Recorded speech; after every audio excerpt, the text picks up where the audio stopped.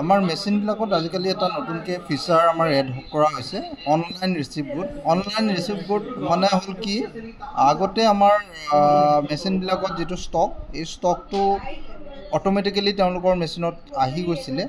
এতিয়া কি হৈছে, আমি মেনুৱেলিও এইবিলাক ষ্টক আমি ৰিচিভ কৰিব পাৰোঁ। যেতিয়া হ'লচেলাৰৰ পৰা আমাৰ দোকানলৈ সামগ্ৰীসমূহ তেওঁলোকে প্ৰেৰণ কৰে অনলাইনত, আৰু সেইখিনি আমি আমাৰ দোকানীজনে বা এপিএছজনে নিজে নিজে এইখিনি ৰিচিভ কৰিব পাৰোঁ মেচিনত। তাৰে এটা ভিডিঅ' আপোনালোকে চাব।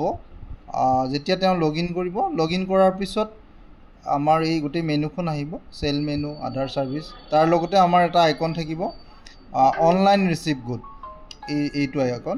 আমি ইয়াতে সামগ্ৰীসমূহ আমাৰ দোকানত অহা সামগ্ৰীসমূহ আমি ৰিচিভ কৰিব লাগিব। তো আমি সেইটো অপশ্যনত গুচি গ'লোঁ। ক্লিক কৰিলে ইয়াতে আমাৰ এখন স্ক্ৰীন আহিব, receipt goods, select truck sheet, আৰু ইয়াতে কমোডিটি স্কিম এনেকুৱা ধৰণৰ। তাৰপিছত আমি ইয়াতে ড্ৰপ ডাউন কৰিম। ড্ৰপ ডাউন কৰিলে এই দোকানখনত সদ্যহতে এটা ট্ৰাক শ্বীটৰ সামগ্ৰী আহিছে, আৰু যদি তেওঁৰ ভালেকেইখন ট্ৰাক শ্বীট থাকে ইয়াতে আমাৰ তলত আহি যাব ট্ৰাক শ্বীট নাম্বাৰবিলাক।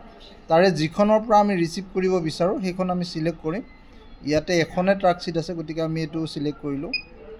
কৰাৰ লগে লগে যেতিয়া চিলেক্ট কৰিলোঁ ট্ৰাক নাম্বাৰ আহিব, আৰু তেওঁৰ কমোডিটি কি হয়, এয়া প্ৰাইচ সেইটো আহিছে, স্কিম, এলোটেড কোৱান্টিটি, তেওঁ কিমানখিনি এই ট্ৰাক শ্বীটটোৰ এগেইনষ্টত এলোটমেণ্ট হৈ আছে সেইটো শ্ব' কৰিছে। ডিছপাছ, তেখেতৰ এলোট কোৱান্টিটিৰ এগেইনষ্টত কিমানখিনি ডিছপাছ হৈছে সেইখিনিও ইয়াতে শ্ব' কৰিছে। আৰু তাৰ লগে লগে এটা কলম আমাৰ ইয়াতে আহিছে ৰিচিপ্ট বুলি। আমি কিমানখিনি ৰিচিভ কৰিম, এইখন ট্ৰাক শ্বীটৰ এগেইনষ্টত ছাপ'জ আমাৰ 24360 এইখিনি কেজিত দেখুৱাই আছে। তো এই গোটেইখিনি যদি আমি ৰিচিভ কৰিব বিচাৰোঁ বা আমাৰ দোকানত আহি গৈছে, তেতিয়াহ'লে আমি এই এলোটেড যিটো নাম্বাৰছ আছে, এই নাম্বাৰটো চেম নাম্বাৰটো আমি ইয়াতে এণ্ট্ৰি কৰাব লাগিব।